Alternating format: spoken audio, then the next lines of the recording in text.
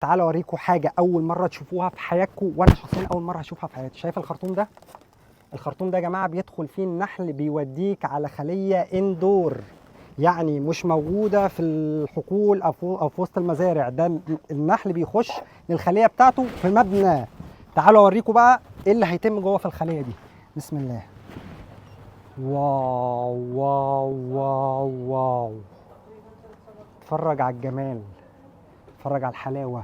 خليه موجوده داخل مبنى، درجه الحراره معتدله، النحل بيتغذى بيرعى بره وبيرجع يعمل الكلام دوت، درجه الحراره متوازنه جوه، بتبدا تقوم كل عمليات انتاج العسل في المكان دي ولا شفتها في مصر، واول مره اشوفها في دبي. يا جماعه انا هتجنن.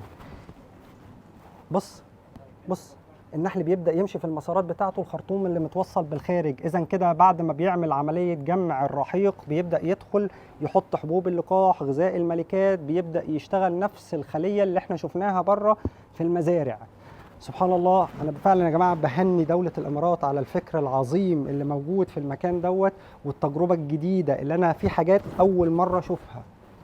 انا مبسوط. طب هنا في ايه؟ هنا ده بوكس عادي فاضي من تحت. بص المكان اللي احنا فيه مكان مكيف عادي خالص، الدنيا زبادي خلاط. هنا بيوريك مصادر او منتجات النحل، منها سم النحل، الشمع، الغذاء الملكات، عسل، حبوب اللقاح، العقبر، كل حاجة ليها الفوائد بتاعتها. هنا بيعرفك العسل بيتعمل ازاي من اول التغذية لغاية مرحلة جمع النحل.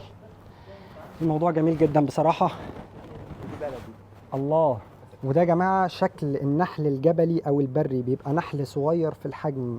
العسل والحاجات اللي بتنتج من الموضوع ده بتبقى ترقى إن هي تبقى حاجة علاجية. طبعا ما نقدرش نقول حاجة علاجية لأن كل ده في المقام الأول كلام الدكتور أو الطبيب، لأن هو بيبقى أدرى واحد بالكيس، إنما الحاجات دي بتساعد عمل الأدوية بصورة كبيرة جدا. ده شكل النحل الجبلي، حجمه بنفس الشكل اللي انتوا شايفينه ده، حجم صغير جدا على العكس من نحل المناحل اللي احنا شفناه بره، ده بيبقى نحل كبير في الحجم. ده درجة نضج العسل اللي بيعملها بتكون فوق الممتازة وطعمها ممتاز بصراحة. يومكم جميل، سلام.